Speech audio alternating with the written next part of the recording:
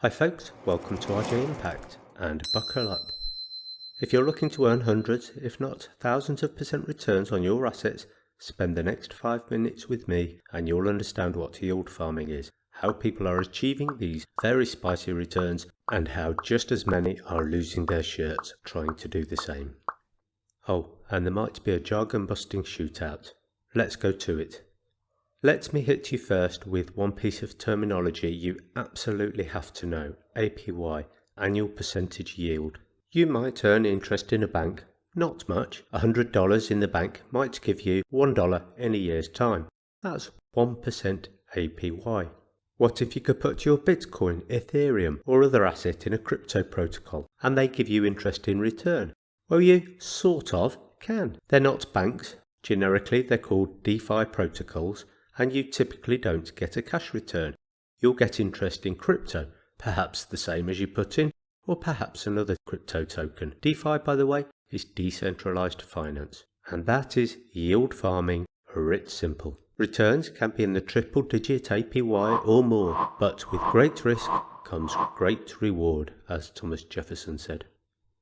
The banking analogy breaks down when it comes to the how-to. There are many ways to earn yield, and this is where yield farming gets its name. People farm one method for a high return and then move to another crop to harvest more. Sometimes a mix of crops are used. Chasing the APY. Let's go through 3 well-known methods: staking native tokens, lending protocols, and liquidity pool provision. These are roughly in order of risk, lower to higher, but it isn't hard and fast. To save you some trouble, I've been looking at the markets for crypto and yield farming generally, and at the end we'll try to answer the "is it worth it" question for you. Yield farming and staking. If you think that the blockchain is the future, then this one might be for you. It supports a blockchain project through the proof of stake system. Staking in this context is the validation of transactions taking place in the crypto world. This needs to happen for transactions to take place and be legitimized. The way it works is that you buy a native token and stake it to earn additional rewards. Solana is a good example. The protocol with them selects a person from those staking to confirm the next block in the blockchain. Your chances of being selected grow with the amount of crypto staked. The more you stake, the more likely you are to be selected. The person who is selected receives a reward for confirming the block.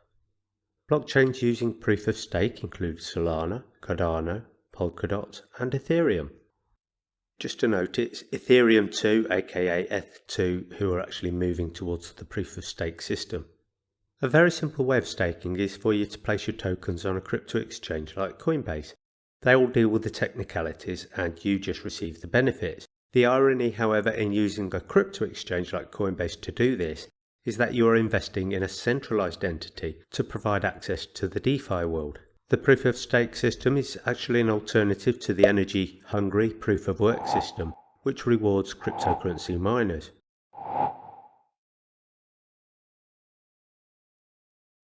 Yield farming and lending. Here, simply, you take your crypto assets and put them into a lending protocol. You'll get a token in return. Other people in turn borrow your cryptos from the protocol, and you'll get a return based on the interest they pay when you exchange your tokens back into the original token. APYs are usually quite a bit higher than for staking. You can also actually borrow from these pools, but your borrowing has to be over-collateralized. So you might need to put in $2,000 in one crypto, for example, to get a $1,000 loan in another crypto. People might do this then to use the $1,000 in another yield farm on the basis that they'll earn more APY on their new crypto investment than they would make with the original crypto, and more than enough to pay off their borrowing cost.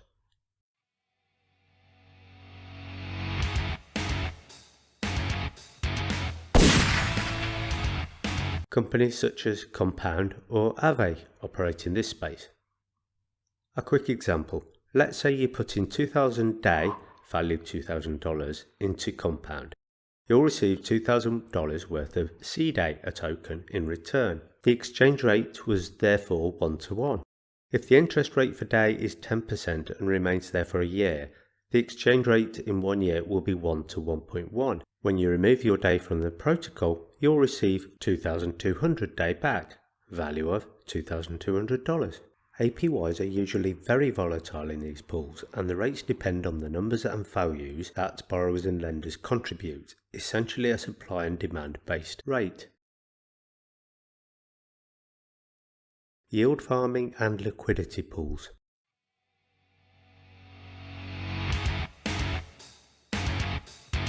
The one thing about DeFi is that it needs liquidity to operate effectively. If you have crypto, you want to know that you can readily sell it for cash, and also that there are sellers if you want to purchase crypto, and also you might want to change your crypto into another crypto. Liquidity pools are part of the way that DeFi is meeting these liquidity requirements. You can become a lender to a DEX, decentralized exchange, and give them crypto. The prices you'll get dealing with a DeFi DEX are set by AMMs, automated market makers, essentially programs.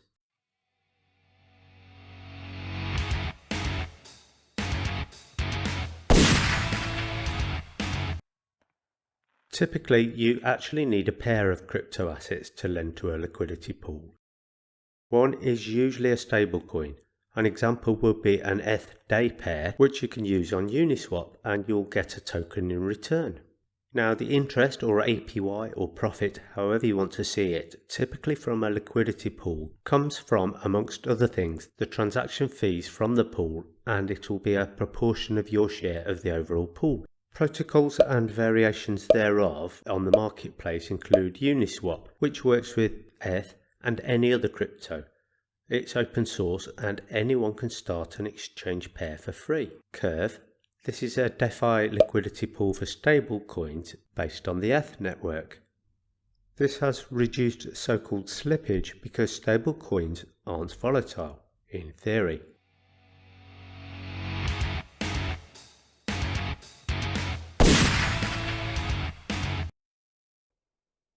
Balancer. This is another DeFi platform with a few pooling options, such as private and shared liquidity pools. They offer catered benefits for their liquidity providers. Let me point out some of the risks of liquidity pools, just to keep you balanced. Risk can be under the control of a small group, which in itself is really against the DeFi concept. There's a risk of hacking due to poor security. There are risks of frauds that we've all heard about recently, such as rug pulls and exit scams. Exposure to impermanent loss. This happens when the price of your assets locked up in a liquidity pool changes and creates unrealized losses, versus if you had simply held the assets in your own wallet. Liquidity of the liquidity pool tokens themselves. Somewhat ironic obviously, but that could happen if the crypto pair becomes unstable. DeFi exchanges with liquidity pools include the following: SushiSwap and Uniswap. Both of those work on the Ethereum network with ERC2 tokens. Also, PancakeSwap. This uses BEP20 tokens on the BNB chain. And that's it. I'm going to stop there in terms of methodologies, and the idea was to give you an overview of yield farming and a broad understanding of what it's all about. I did try to hit some of the common jargon, which is just endemic in this world, and importantly highlighted some of the risks associated with yield farming. If you've got the gist of what the market is all about, then my goal at the start of this video is now complete. Just before we talk about the future of DeFi, could you take a moment to hit the subscribe button? This narrator will bow down and thank you in advance for your kind indulgence. It's been a torrid year for crypto and DeFi. I think at the moment DeFi is a bit like the industrialisation that happened in the 1800s. There are rogues, as there always will be, and it's definitely the Wild West. But the Wild West eventually got the railroads and the infrastructure and became tame. If cryptos are here for the long term, then DeFi is also here for the long term. You just can't stop it, as no one can govern nor centralise it. It'll be the public protocols that will survive, in my opinion. And over time these will improve as a community grows and risk mitigation becomes hardwired into smart contracts, for example. There will definitely be shootouts along the way, and I'm sure more financial casualties to come. But just as in the 1800s, people moved on and the world got better. And should you invest in crypto? Is it even an investment? Well, what I've just relayed is a high-level overview of one segment of the market. The crypto marketplace is much bigger than just yield farming. There are new altcoins, NFT and protocols being announced all the time. So with that, be aware that to be a pioneer, along with big rewards comes big risks. You gotta ask yourself a question. Do I feel lucky? Well, do you, punk? Bye for now.